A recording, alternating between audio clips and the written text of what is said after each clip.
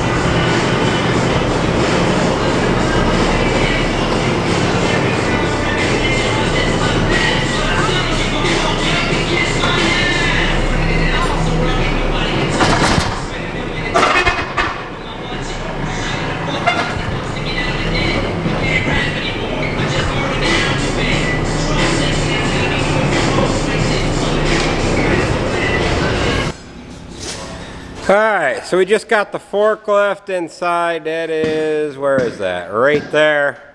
I'm gonna put that cylinder on there in a minute, but we just got this welder back from Han here yesterday. They had to put some new brushes in it. Whatever, it wasn't working the way it was supposed to work. Jared's gonna get that setting on back onto the Army truck here.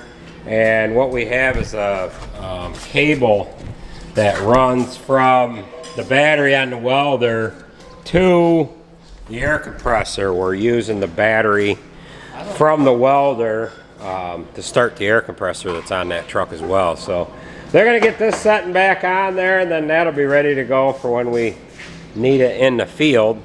And we're doing a little work to the potting her again, but we're still waiting for parts. We got about half the parts that we need, and we're waiting on the rest of them. So they're gonna get this welder on there, and then we're gonna get on to a couple other jobs. We got the differential case all cleaned out, or mostly cleaned out, on the rear that goes in the W900. They've got to pick some pieces out of there yet, and there's some gouges in here from when all the pieces kind of catapulted into the case itself. So lucky we didn't have a differential case that ended up getting destroyed there, but the parts are going to be like $3,200 for that. So, and they didn't think they were going to have them in here till tomorrow. We're going to put some new shocks on there as well. So let's get this welder on the Army truck.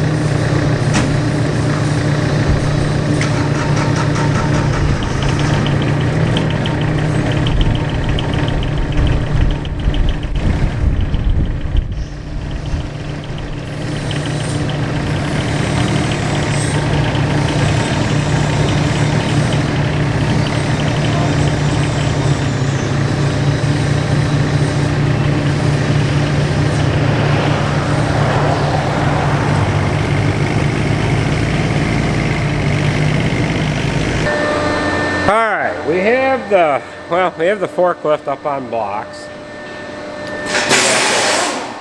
And then we've got the steer cylinder here on the bench. Now what had happened to the steer cylinder, the cylinder, the way it works, the way this one works, is the piston is in the center of the cylinder. So when you steer, the rod comes out one way, now it's all the way steered to the right.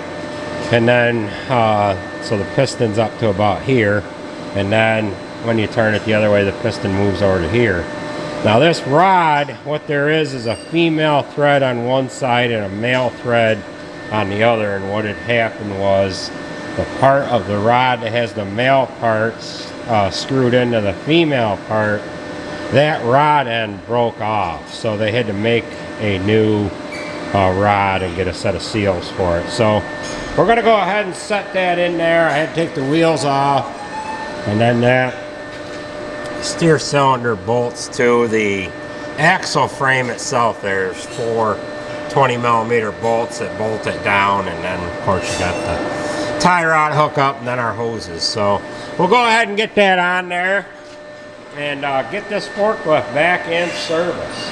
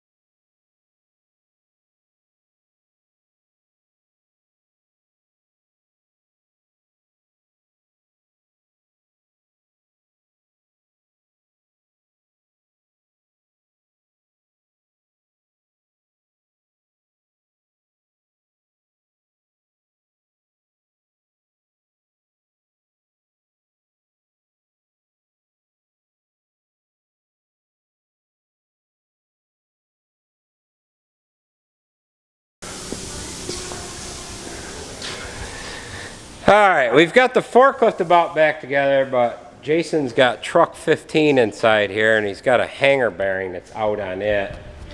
And he's got that over on the bench here. He's got the nut removed from the end yoke. Now we're just going to try to put a little more heat on that yoke to get that yoke to come off so we can get this hanger bearing off in there and get a new one for it. This is all kind of, it's kind of all ripped out and whatever, so that is shot and it needs a new one. Got a puck hammer over here.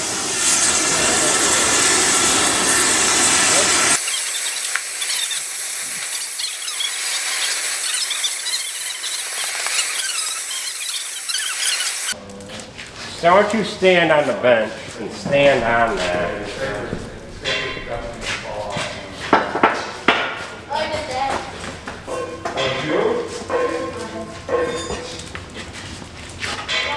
You might have to put a chain across the bench. Hey, you want to run the impact?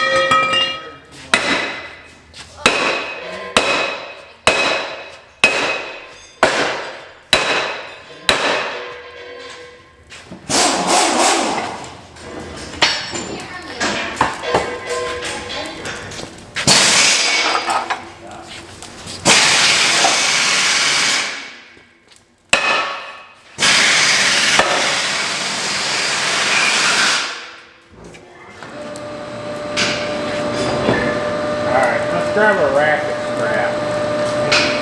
Upstairs. Right around the whole Top of the bench. Yeah.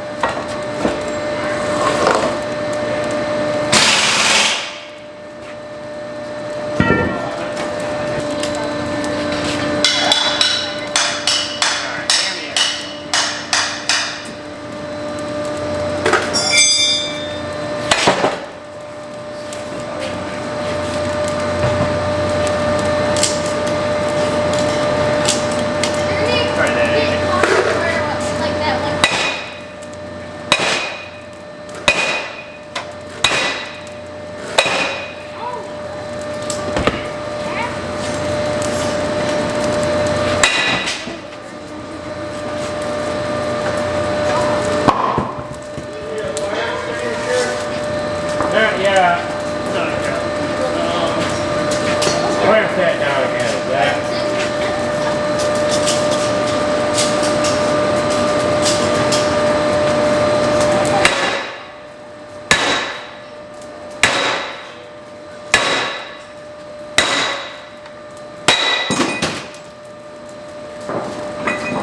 Don't use that. Just a regular water hose. Alright. How about a bucket of water? Yeah, something here.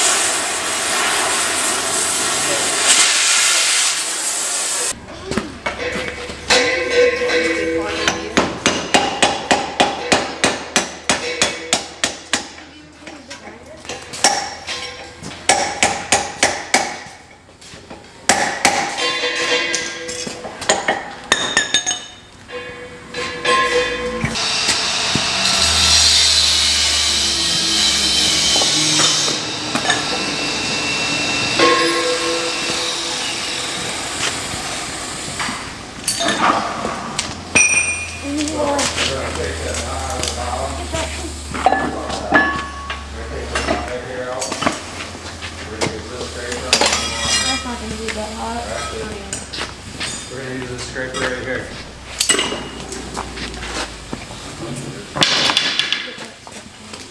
Just pull the strap right out and rack it up individually. Okay, we got the steering cylinder all in the forklift. Wheels are all back on it. Everything's all kind of greased up and everything. So we got this thing all back in service here now. So the Pottinger Terra disc, we've got most of our parts for this now. And we're going to try to get the hubs back on here. We've got a couple of these arms that hold the disc hub assembly itself, and we've got to see if the new hubs that go on there, if they're going to sit in there and stay tight. A couple of these spun, and what has happened is we couldn't tighten them up. So we're going to try that. If that doesn't work, we've got to replace the arm, and I really don't want to do that because it's like $600 for one of these assemblies, and it's both of them. So we're gonna need 1, 2, 3, 4, and I got into this one a little bit with a torch, but I think we can get that to set in there. So we could weld that up, grind it down, and probably get it to work. This one's okay here. So we're gonna get after it and try to get this thing done. All right, Jay is back with the drive shaft. Fry helped them out pretty good here. They slammed that hanger bearing on there and got him the parts that he needs. And we're ready to go back in with it. We're gonna get that in there, and this truck is gonna be able to roll on out the door here. All right, we've got another U-joint that we need to take out here.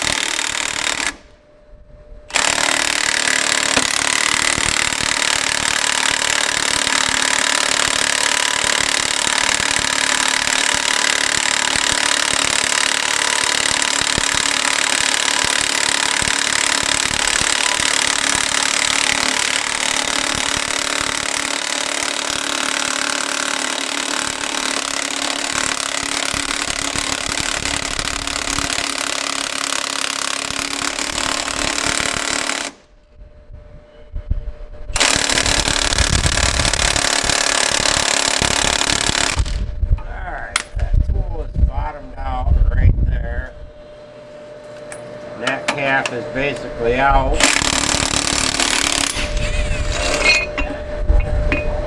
There's that.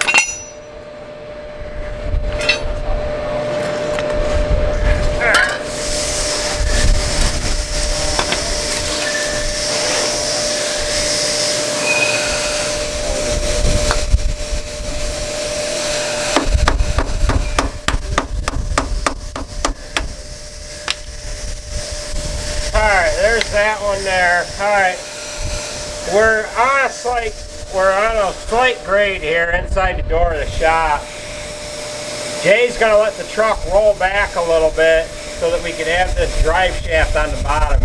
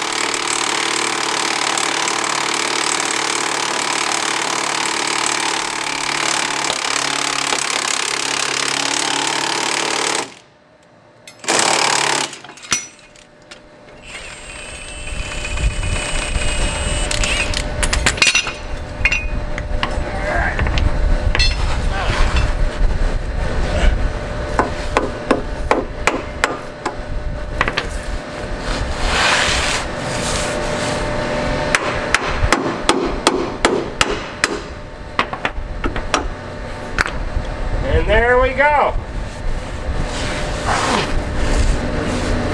Easy as mud. Alright, we got the universal joint out. Now we're gonna put a new one in there, and then we gotta run the drive shaft section. Hooks here, and then it goes up front to there, and then we got a hanger bearing that's gonna hang right from here. So we're gonna go ahead and get that together the rest of the way. And we'll rejoin you here in a bit of a minute.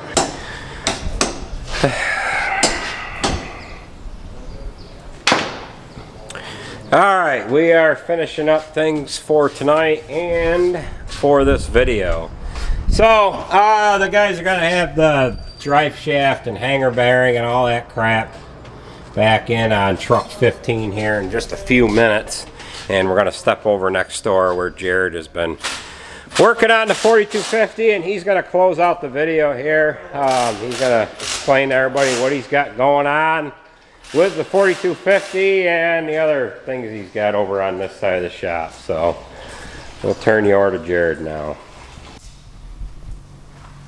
Okay, so I think you guys have seen a time lapse of this already, but this is a 4250 that has a blown head gasket that I've been doing the work on. My dad was gonna do a little video on it, but I told him I would do it since it was somewhat well received the last go around. So I've got everything pretty well cleaned up and ready for a head. I took the head off, took it out to Syracuse Crank. They're gonna do some machine work on it. The other 4620, they couldn't save that head. They had to give me a new one, but who knows what they'll do with this. I haven't heard from them yet. I don't know if they're going to be able to magnaflux it, get it flat for me or not, or if I'll just have to get a new head. But I got it all cleaned up. I tapped out all the head bolt holes with a 9/16 tap. I cleaned up the side of the cylinder walls, turned it over and whatnot, and just took a rag and clean the sides of it. Vacuumed back in here. There's a bunch of dirt. I didn't want to have to set the head on and get dirt, on the surface, and then the head gasket would probably go again. But I'm pretty much just waiting for parts. We did some more work probably than we needed to do. We took the water pump off. I'm going to get a new water pump that's actually laying right here, and then we're going to put new belts on it too because we're that far in. The radiator's off, obviously. That's not there anymore. We got that all cleaned out.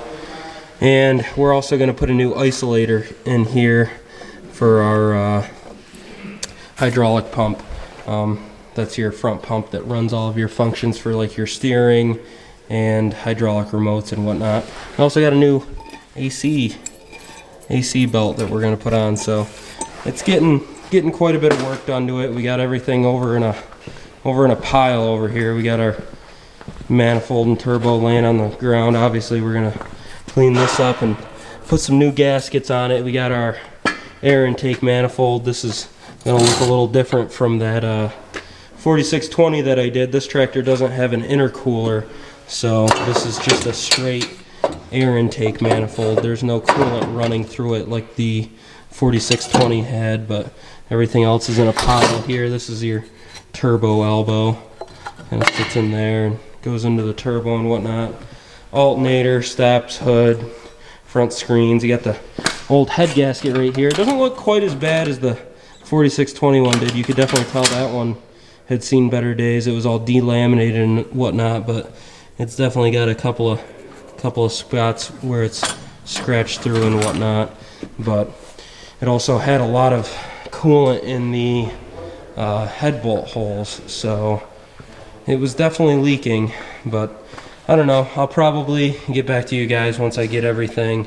I'm pretty much just waiting on parts now, waiting on the head, waiting on stuff from Kaz, so I'll get back to you.